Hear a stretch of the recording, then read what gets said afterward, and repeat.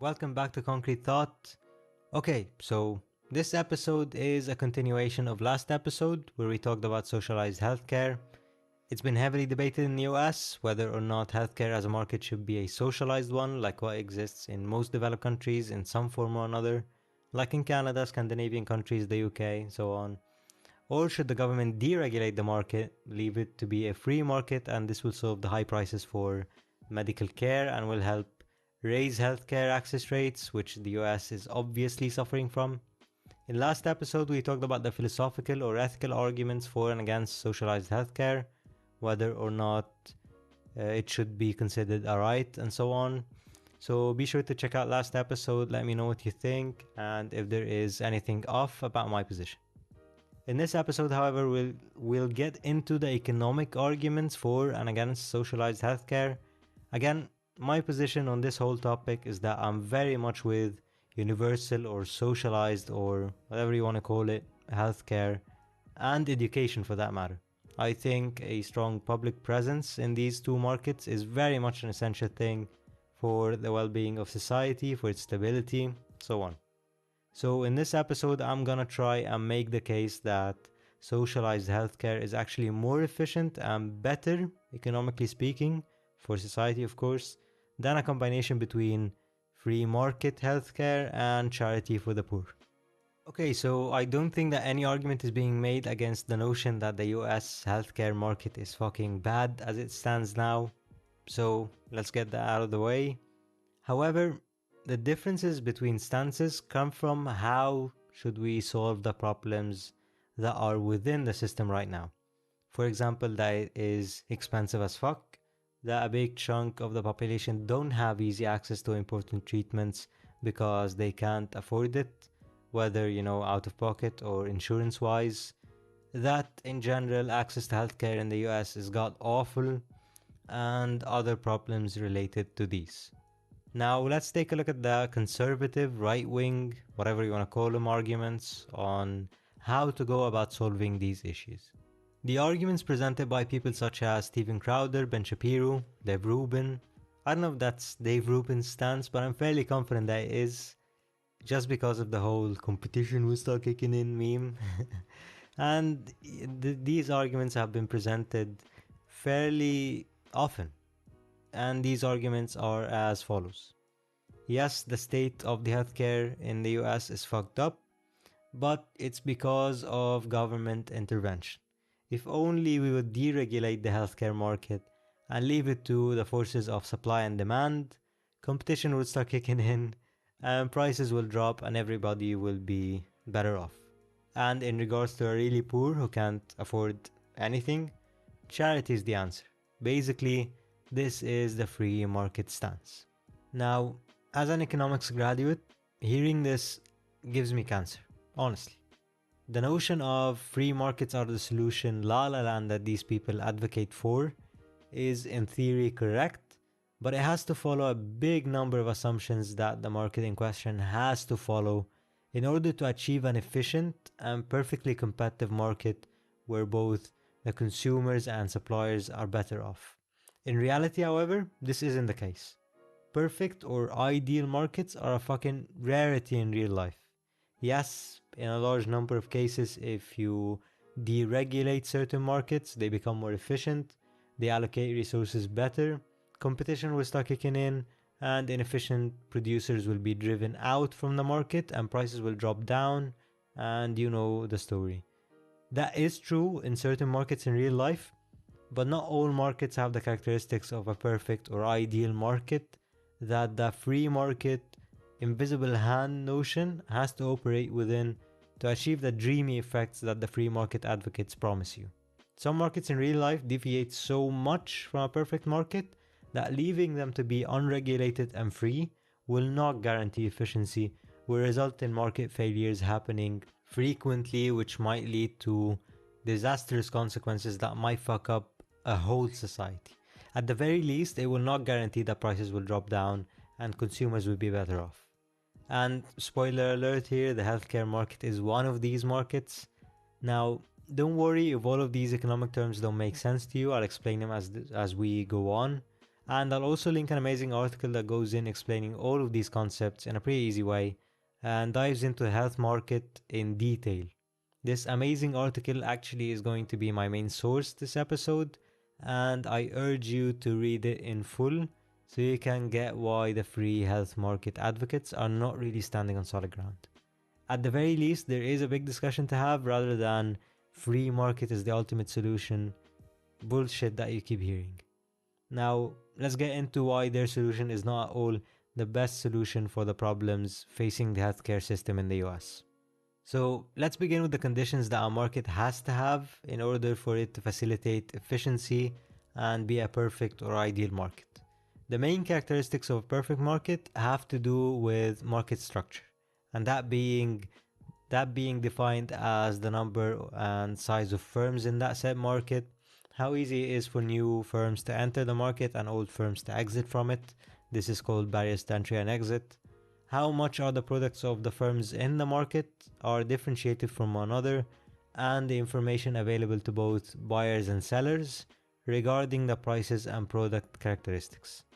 Now, for the market to be perfect, for efficiency to be completely attainable, the market has to have many firms operating within, none of which is too big to influence the price of the product. So in this market, if a firm tries to raise the price of the product, people would be like, well, fuck that firm, I'm just gonna buy the same product from the many other firms that have lower prices, and eventually the greedy firm will be driven out of business. Another characteristic is that the product of all of those firms should be the same. Another characteristic is that firms can easily and freely enter and exit the market with no restrictions from regulations or costs. This is, of course, to allow competition to start kicking in and Dave Rubin's wet dreams be fulfilled. Perfect knowledge of prices and products that buyers and sellers can access with zero costs. And finally, no externalities, which are spillover effects from the market that go unaccounted for. These characteristics are a rarity in real life. Most markets are not really perfect. But the thing is, sometimes it's not an issue. Sometimes a market might have only one firm, which is a monopoly, but the product it's offering is not a necessity. So if it sets its prices too high, people can just be like, well, fuck that product. It's not worth it. I'm just not gonna buy it. But when you talk about a product like insulin, for example, if there is a monopoly there, what the fuck are you gonna do? Not buy insulin? You'll die. Markets can deviate from these characteristics and still be okay, and still have a healthy amount of competition and efficiency. But when you have a market that deviates in so many ways from a perfect market, that's when those inefficiencies become a problem. Especially when those inefficiencies would cause people to die, or in a more general view, destabilize society in a really big way. Okay, so in regards to the healthcare market structure, what goes south? Well, first off, there are enormous barriers to entry and exit. Some of these barriers are related to how fucking expensive it is to open a hospital or a pharma company. The investment that is needed to get into the healthcare market is gigantic to say the least. There are also barriers to entry to become a doctor. You need a big investment into your education and you need licensing to become one. Another barrier of entry is something that is called economies of scale. Basically, large companies tend to develop these economies of scale, which leads them to have lower average production costs than new or smaller firms. This is a basic way of explaining economies of scale. The article goes a bit deeper, so check it out. But anyway, advocates of the free market give you this illusion that the market doesn't already have established and pretty fucking big firms that, we're basically starting fresh. But that's not the case. The already established companies in the market will be able to drive new competition out just by virtue of producing at a lower cost due to economies of scale, something that new companies are simply not able to do. Or if they want to do it, they must pump in an astounding amount of investment to become very big from the start, which again feeds into the barrier of investment that we talked about a second ago. One barrier of entry specific to pharma is patents. A pharma company that invents a new drug gets a patent on that drug, which basically prevents any other company to produce or sell that drug, which makes the pharma company with a patent a monopoly, meaning that they set the prices of a drug however they see fit. No competition, no nothing. Imagine if that drug in question is a necessity. You know, this concept is called price elasticity, which essentially means how much demand would a company lose if it raises its product's price by $1. So if it's a necessity, it will not lose that much demand. So imagine if people can't simply say, well, I'm just not gonna buy it, fuck it. What would we do then? The company would just mark up the price as high as it wants, with no fear that the demand on its product would decrease as they get more greedy. By the way, I love how the go-to argument that someone like Charlie Kirk would go for to demonstrate how competition lowers price is LASIK surgery. You know, the LASIK market has a high price elasticity. LASIK surgery is not a necessity. So if LASIK costs too much, people will be like, well, fuck it. I'm just gonna wear glasses the way I did all my fucking life. Even if LASIK surgery market was only offered by one firm, which is a monopoly, that one firm has to figure out ways to lower the price of the surgery to increase its demand. It's such a disingenuous move to cite LASIK surgery as the example for how the whole healthcare market works. There isn't even a fucking comparison between LASIK surgery and anything that you need to have or else fucking die. Let's get back to the patent issue for a second though, because I heard Charlie Kirk in his debate with Hassan Piker. Charlie wanted to remove patents from the pharma industry.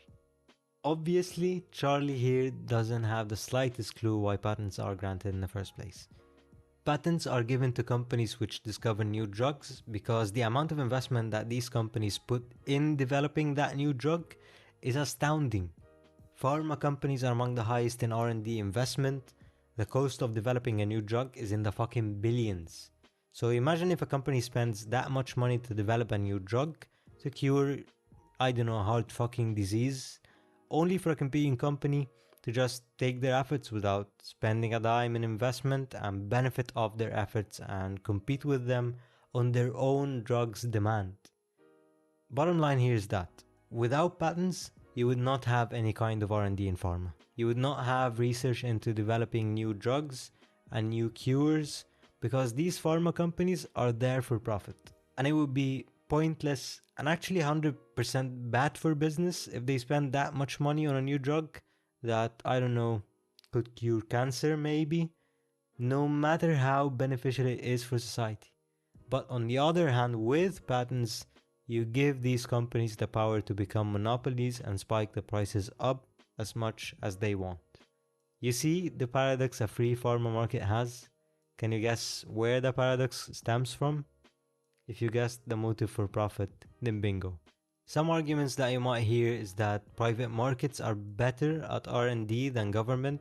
They have a motive for R&D so that they can invent something new and get a comparative advantage against competition. Well, I think we highlighted why that's a problem. But the other thing is, who the fuck said that government R&D doesn't happen? This is coming from US citizens who have NASA. In some cases where a motive for profit is as destructive as it is in pharma industry, it's actually better to have public R&D because the government doesn't care about getting its investment back. The government doesn't have that much of a motive for profit. They're doing so for the betterment of society. NASA is the perfect example. Public R&D in medicine and pharma is another example. The notion that R&D would disappear in a public healthcare system is just not true.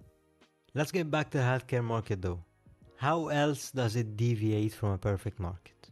Well, there is no many firms, none of which is too big to influence prices bullshit. In rural areas, you might have one hospital. In the city, you might have an oligopoly of hospitals, which range between 3 to 9 hospitals. And the second thing is, in a number of cases, you don't really get to choose the hospital you go to. You might be forced to go to the hospital with high prices just because it's the nearest one. This is called emergency. Even in the private insurance business, the US has an oligopoly, a few companies which have the largest market share and can actually influence the prices to a good extent. One of the most important ways healthcare deviates from normal market is something that is called information asymmetry. Now, this is a really big one.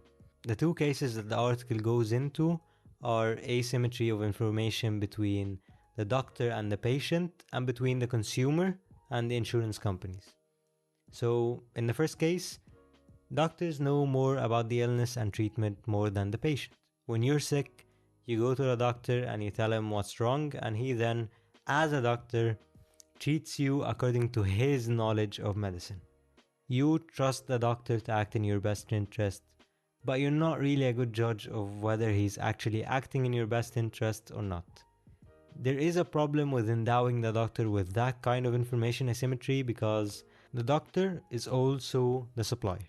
He's selling you a service, and if he's driven by profit, he might treat you or diagnose you in a more expensive way than necessary, and you're not really in a position to make a rational decision of taking or refusing that service. Because, what the fuck do you know? You're not a doctor. This kind of market failure is called supplier induced demand. And it's actually empirically demonstrated. The article cites different studies in the subject, one of which is pretty interesting. In that particular Japanese study, they found that as the number of physicians per capita increases, the use of inpatient and outpatient services increased, which implies that as more physicians have to compete with each other, this is the free market, they increase demand for their services by inducing demand from the patients seeking their care. This is only one of the 4 studies empirically showing the market failure of supplier-induced demand cited by the article. Make sure to check him out for yourself. The other case of information asymmetry is between someone purchasing health insurance and the insurance company. The first market failure caused by this is called adverse selection. So basically the whole deal is this. People who are less healthy have more of an incentive to purchase health insurance than those who are more healthy, which will result in insurance companies paying more, which will cause the insurance companies to raise their premiums to avoid losses, which will further discourage healthy people to purchase insurance because its prices are rising, so the insurance pool keeps getting more and more unhealthy, which will cause more and more losses for insurance companies, which might lead to a disaster at the end. To remedy that, one way is universal coverage. All people should have health insurance, healthy or not. This will solve the issue of adverse selection and lower insurance prices. Can you guess what that's called? Obamacare. Yes, this is what Obamacare was aiming to solve. You can debate the specifics of the plan, but without a doubt, it was aiming at solving a very serious issue, and it was a very good solution at that.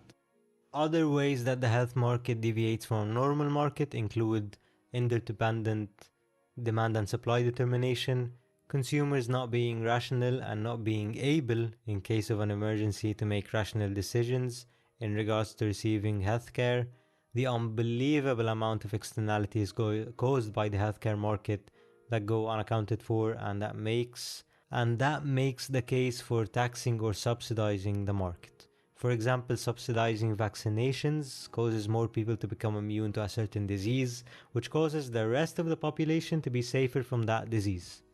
Another way is that not all suppliers are motivated by profit. For example, in 2008, out of the 5,162 hospitals in the US, only 1,072 of them were for profit. Among other things, all of which are mentioned in the article I keep citing, written by Muatshufi, I'm sorry if I butchered the name, and El Asif, which I'll link for you in the description, and I really do encourage you to read it. It goes in the economics of the issue in a pretty simple way that anyone can understand regardless of your background in economics. Oh, and I promised you that I'll get into the charity is the solution argument. Well, it's 100% not really a good solution. An article written by Caroline McClanahan titled "Is Charity the Answer to Healthcare?" goes into the issue, and she shows that for charity to fund the 50 million uninsured people in the US. I think it's now 20 million because of, Obamacare. I think this was written in 2012 or 2013. Anyway, for charity to fund the 50 million uninsured people in the US, you'd need around $398 billion, which means that you would need to direct all current charity, which is around 291 billion, towards only healthcare, and add to that 108 billion per year. She further goes to analyze the effect of getting rid of Medicaid and if actually the US healthcare system becomes as efficient as the other OECD countries. I strongly encourage you to check this article. It's pretty simple and really small actually. In conclusion, the US healthcare system sucks, but making it more free is not the answer. The fact of the matter is, the health market does not follow the assumption a market needs for it to be efficient when set free. The other fact of the matter is, almost all developed nations have some sort of universal coverage or socialized system that performs much better than a free one. So, what the fuck is the argument about? Just fucking follow what other developed nations do. You know what? Forget about Norway and Canada and all of these successful healthcare systems. You want to know how successful a healthcare system not aimed at profit can be? Look at, drumroll please, Cuba. Out of all countries, has one of the best healthcare markets that is even comparable to the US. Remember when Charlie Kirk told Hassan Piker, "Do you want to be like Cuba?" Well, Charlie, Cuba's healthcare system is fucking good. The country enjoys a 99.9% vaccination rates, low infant mortality rates, high life expectancy rates from 78 to 84 years, excellent ability to control epidemics, is an exporter of vaccines, and attracts around 20,000 health tourists annually. Again, all cited in the main article, check it out. You have to be a humorless human being not to appreciate the irony here. I guess what I'm trying to tell you at the end of all of this is, don't fall for the oversimplified and out of touch arguments that people like Dave Rubin, Ben Shapiro, Steven Crowder, and Charlie Kirk try to tell you. I've no grudge against them, they might as well be right in many of their arguments, but in this one, So always research and understand for yourself and check whether their arguments and mine are sound and valid. Don't let the appeal to your emotions and love for freedom and liberty sway you, because these arguments, when challenged on their basis, tend to fall apart really quickly.